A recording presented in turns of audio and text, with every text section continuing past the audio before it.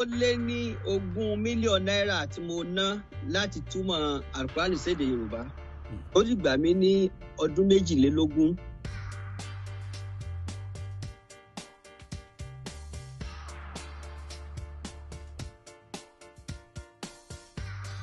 Nǹkan tó mú mi pinnu láti túmọ̀ Al-Qur'an sédè Yorùbá ni wípé mo fẹ́ preserve èdè Yorùbá.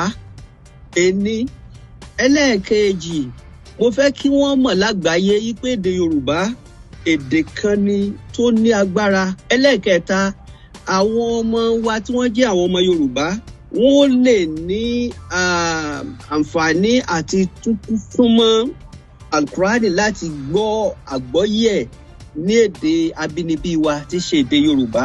Ẹni tó kọ́kọ́ tú Al-Qur'an sí èdè Yorùbá ó ṣe Mùsùlùmí. Kristẹni lónítọ̀. Wọ́n ń pe arákùnrin náà ní Reverend Samuel Cole. Láti ìbẹ̀rẹ̀ títí dé òpin nínú ẹ̀ kò sí single Arabic language kankan bẹ̀. Nígbà tó wáyé sí pé èdè Lárúbáwá ni wọ́n fi kọ Kùránì kalẹ̀.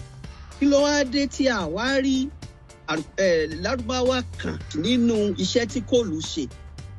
Kíní yìí ó wà nù kan tó motivate mi pé tó mo láti ṣiṣẹ́ lórí kíní. 1973 àwọn kan tún gbé kan jáde. Èyí tí wọ́n gbé jáde ó kún fún ọ̀pọ̀lọpọ̀ àṣìṣe àti àsìtú. Tó títí di ọdún 2003 mi ò rí Al-Qur'an kan tá a lè gbára lé tí wọ́n tún sédè Yorùbá tó yanrantí. Ìdí nìyí tí mo ṣe bẹ̀rẹ̀ iṣẹ́ náà. Náà ìdí tó ṣe gbà mí ní ọdún 22 ni wípé mo kọ́kọ́ kọ gbogbo àwọn títà kan jáde, àwọn ẹsẹ̀ ọ̀rọ̀ nu Qur'an. Lẹ́yìn yẹn mo ṣẹ̀ṣẹ̀ wá bẹ̀rẹ̀ transliteration. Tó yẹn náà gbà mí lọ́dún gbọọrọ. Lẹ́yìn yẹn mo ṣẹ̀ṣẹ̀ wá bẹ̀rẹ̀ láti tú sédè Yorùbá. Èyí tó yá sí pé ìyẹn ó fún mi ní ọ̀pọ̀lọpọ̀ wàhálà díẹ̀ lórí wípé mo ṣe ìwádìí fínífíní lórí àwọn oúnjẹ tí Kùránì dárúkọ, báwo náà ṣe ń pè nílẹ̀ Yorùbá, àwọn ẹranko tí Al-Qur'ani dárúkọ, báwo náà ṣe ń pè nílẹ̀ Yorùbá, ní àwọn area wo ni Yorùbá àti èdè Lárúbáwá ni wọ́n ti pàdé. So kí ló dé tó ṣe ń sọ wípé àwọn Mùsùlùmí wọ́n ń kí ìrun nílùú Ilé-Ifẹ̀ ni àwọn gbogbo kìíní ti wáyé látara àwọn research ìwádìí ìjìnlẹ̀ tí mo ṣe. So a rí wípé àwọn Lárúbáwá Mali àwọn ni wọ́n mú Islam wọlé Yorùbá. So ló jẹ́ kí wọ́n máa pe ẹ̀sìn yẹn ní ẹ̀sìn Ìmàle.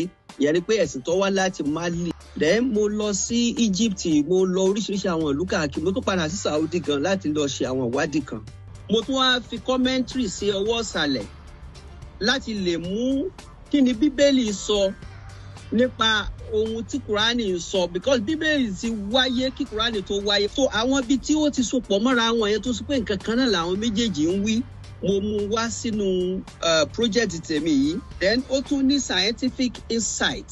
Mo fẹ́ kí ó yé gbogbo àwa tí a wà ní ilẹ̀ Yorùbá ìpè ojú tí wọ́n fi ń wo ọ̀rọ̀ ẹ̀sìn Islam kìí ṣe bẹ́ẹ̀. Bẹ́ẹ̀ ni wípé bóyá ẹ̀sìn jàgídíjàgan ni ẹ̀sìn Islam, ẹ̀sìn apànìyàn ni ẹ̀sìn Islam, ẹ̀sìn tí ó ń da ìlú rú tí kò sì fẹ́ mú àlàáfíà bá àwùjọ ni ẹ̀sìn Islam.